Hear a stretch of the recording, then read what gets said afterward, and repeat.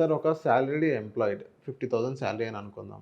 So, ఆ employee అనేది ఇంట్లో హౌసెస్ ఎక్స్‌పెన్సెస్ అవి మొత్తం చేసుకుంటూ మ్యూచువల్ ఫండ్స్ అనేది ఎలా మేనేజ్ చేసుకోవాలి? కరెక్ట్ క్వశ్చన్ నిహాల్ గారు. నిహాల్ గారు యాక్చువల్‌గా జనరల్‌గా ప్రెజెంట్ సినారియో మోడర్న్ వరల్డ్‌లో చూస్తుంటాయి. ఎవరైతే ఇలా సంపాదిస్తున్నారో మీరు చెప్పినట్టుగా 50,000 వాళ్ళు ఫస్ట్ ఏం చేస్తారంటే అంత ఖర్చులు అయిన తర్వాత ఇన్వెస్ట్‌మెంట్ చేద్దాం అనుకుంటారు ఫస్ట్. జనరల్‌గా మనం ఏమంటామంటే ఎంతో కొంత పర్సెంటేజ్ ఇన్వెస్ట్ చేసి తర్వాత మిగతా అమౌంట్ ఖర్చు పెట్టండి అంటాం.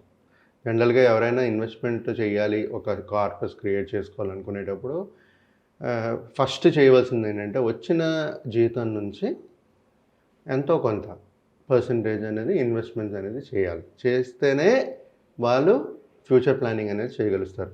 లేదు నేను మొత్తం నా ఖర్చులన్నీ పోయేగా నేను పెడతాను అంటే అది ఎప్పుడూ మిగలదు.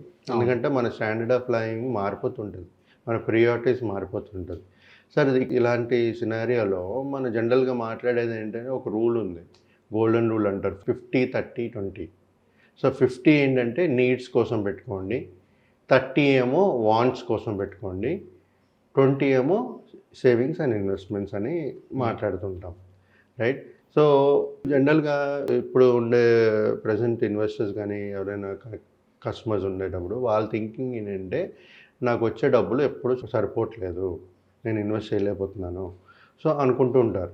బట్ వాళ్ళకి ఒక తక్కువ శాలరీ వచ్చినా అలాగే ఇన్వెస్ట్ చేయలేరు, ఎక్కువ శాలరీ వచ్చినా కూడా వాళ్ళు అలాగే ఇన్వెస్ట్ చేయలేరు. ఎందుకంటే వాళ్ళ స్టాండర్డ్ ఆఫ్ లివింగ్ మారిపోతుంటుంది.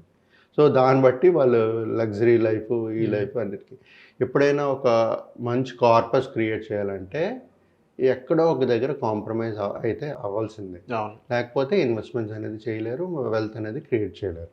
సో ఈ 50-30-20 ఏదైతే నేను రూల్ చెప్పానో సార్, అది కాకుండా నేను ఇప్పుడు ఏమైనా మాట్లాడుతున్నానంటే ఒక శాలరీ ఫర్ ఎగ్జాంపుల్ 50,000 శాలరీ ఒక పర్సన్కి వస్తుంది అనేటప్పుడు నేను అనేది ఏంటంటే ఇక్కడ మనం ఇంకో రూల్ చెప్తున్నాను సార్. నేను 50-25-25 అంటే జనరల్గా ఏంటంటే మన 50-30-20లో ఏంటంటే 50 ఏమో నీడ్స్, 25% ఏమో రిటైర్మెంటు లేకపోతే చైల్డ్ మ్యారేజెస్ లేకపోతే ఈ వాంట్స్, తర్వాత ఇన్వెస్ట్మెంట్స్.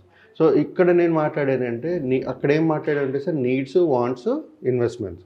ఇప్పుడు నేను 50-25-25లో నేను మాట్లాడేది ఏంటంటే ఫస్ట్ 25 ఏమో షార్ట్ టర్మ్ ప్లానింగ్, నెక్స్ట్ 25% ఏమో లాంగ్ టర్మ్ ప్లానింగ్, 50% ఏమో స్పెండింగ్.